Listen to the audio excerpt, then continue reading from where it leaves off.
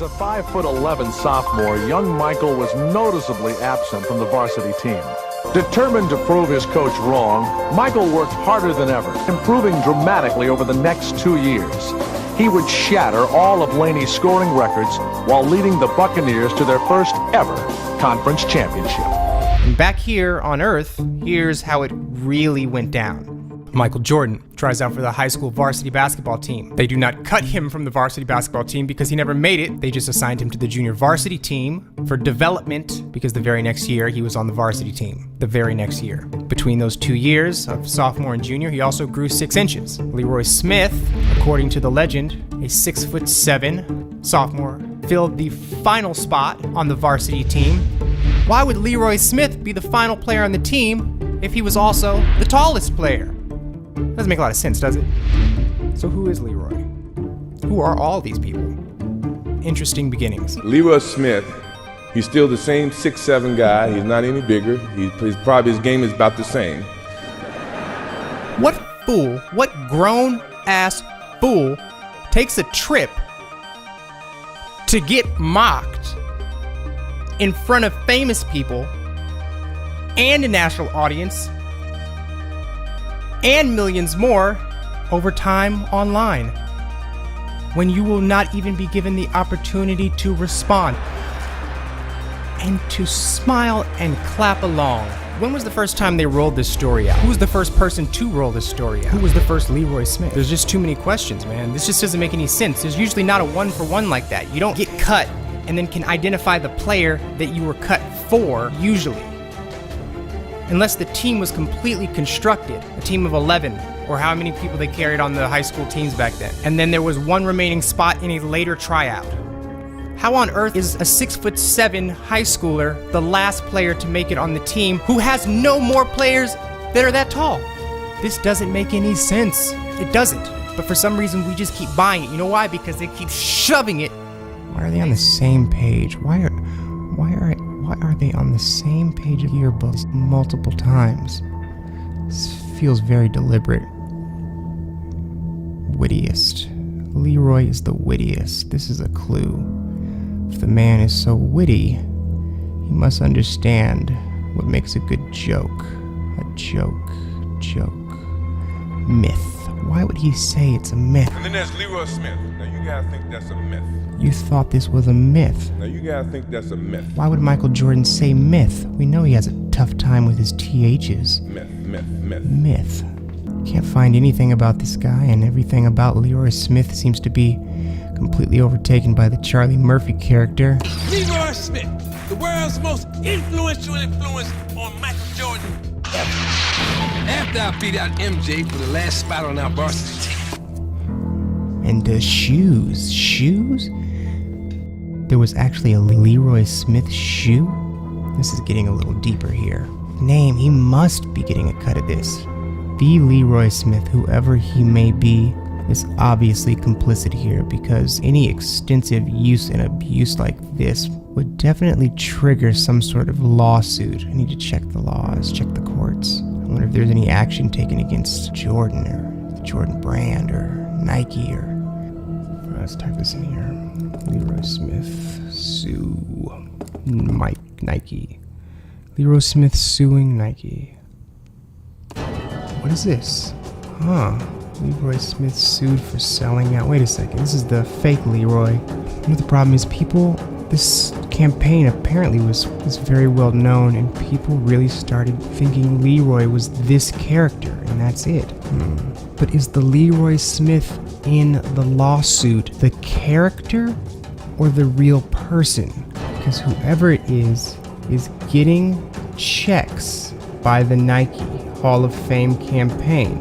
None other than Mr. Leroy Smith, because he's getting his checks by the Nike Hall of Fame.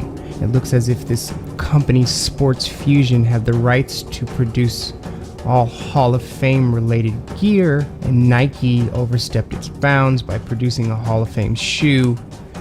Leroy Smith was attached, but which Leroy Smith was in the legal documents? Because that's our case right there. If it's Leroy Smith, the real Leroy Smith is actually getting paid for this campaign, this means that his appearance at the actual event is more of anything promotional. It's promotional.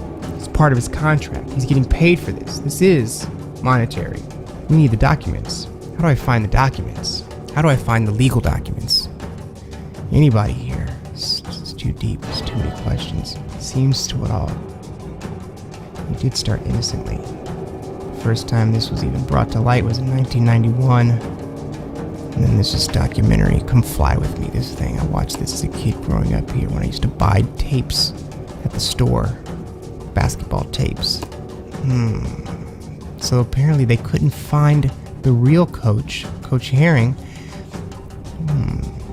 So they couldn't find the real coach. So they implored this guy Fred to sit in as coach and make a blatant statement that is a stone cold lie.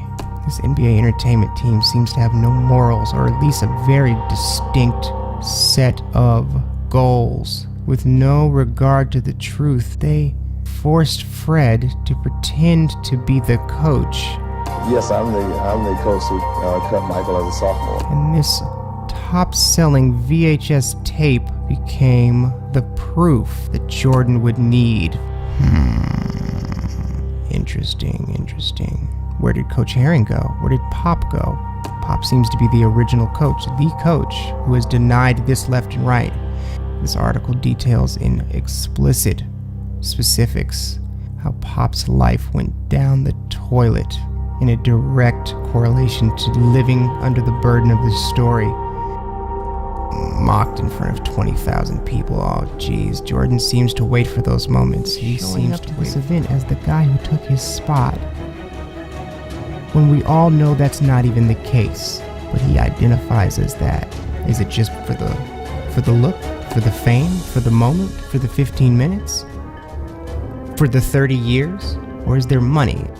This is where the case is broken open. The fact that there are direct business ties to Harvest L. Smith's businesses, taking advantage of their connections to the Jordan brand as opportunities for his clients.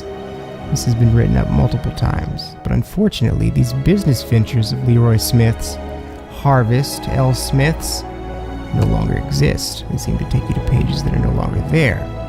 So where is he now? The web is wider than I really expected here. At the heart of this story was an insanely popular, profitable, previously mentioned NBA entertainment video called Come Fly With Me. And in the production of that documentary, there were some fraudulent practices going on, and potentially long-ranging, damaging tactics that may just have been the beginning. Because in 1989, before this was even a widely known story, before the Jordan got cut story was NBA canon, the NBA, they flat out coerced a man to deceive the masses. This guy here, Fred, he said he was the coach who cut Jordan. Yes, I'm the coach who cut Michael as a sophomore. Fred here didn't even work at the school that year. And see, Pop Herring, the actual coach, if interviewed, would have flat out denied this version of events.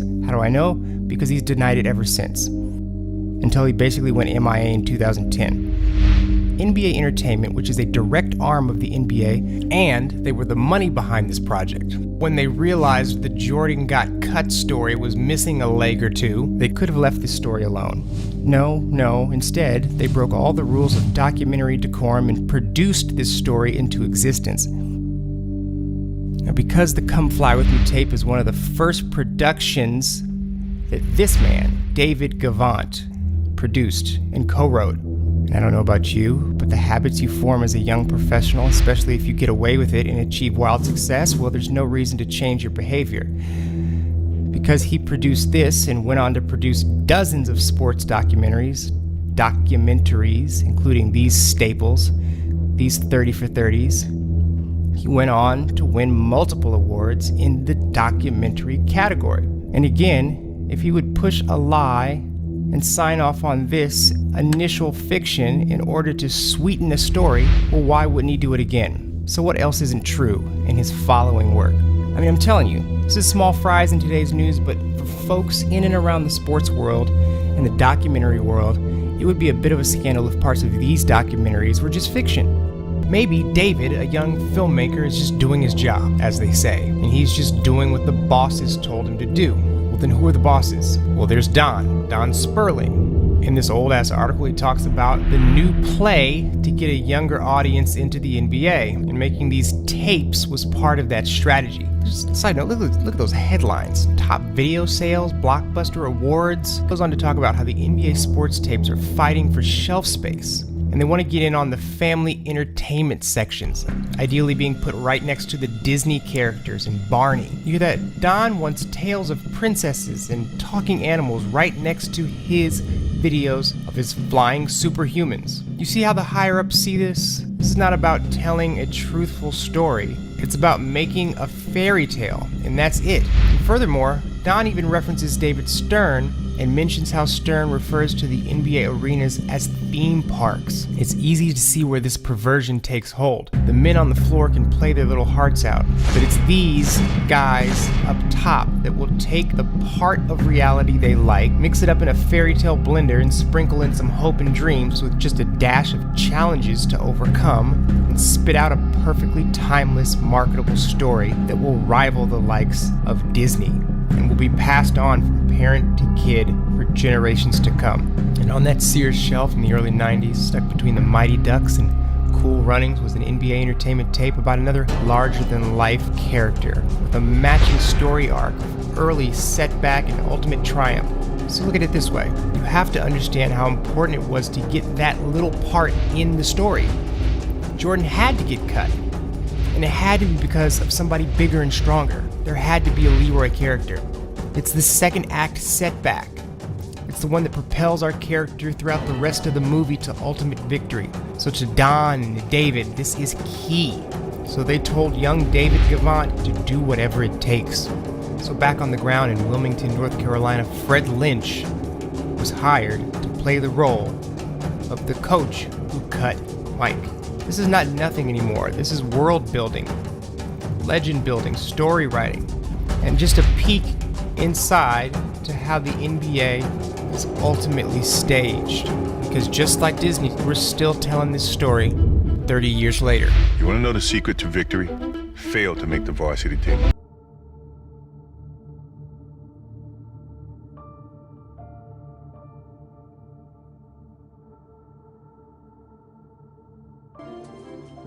Look at that spin.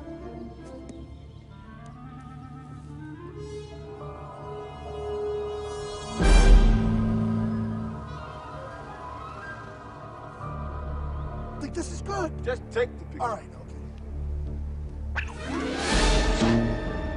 You wrote it kind of like we would know this, but blew my mind. Michael Jordan was poisoned for the flu game? Yes, 100% poison for the flu. Everyone called it a flu game, but we sat there and we were in the room. We were in Park City, Utah, up in a hotel.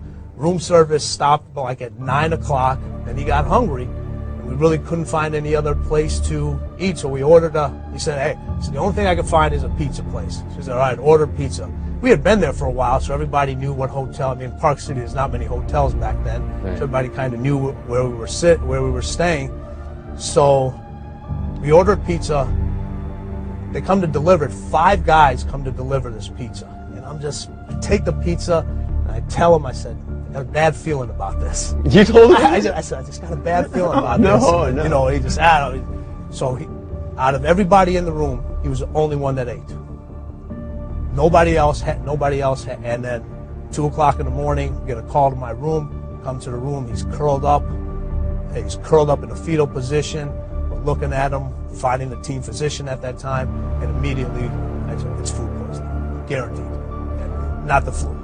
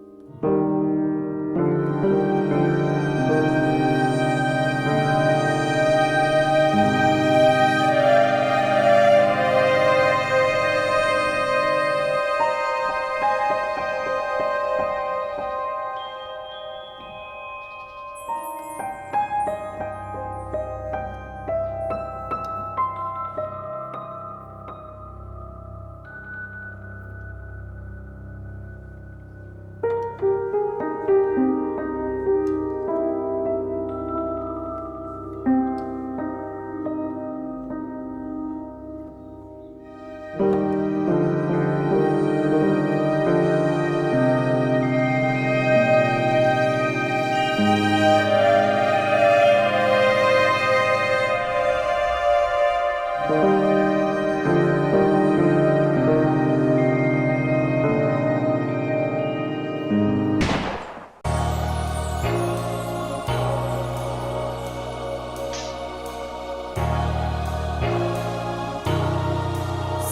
special.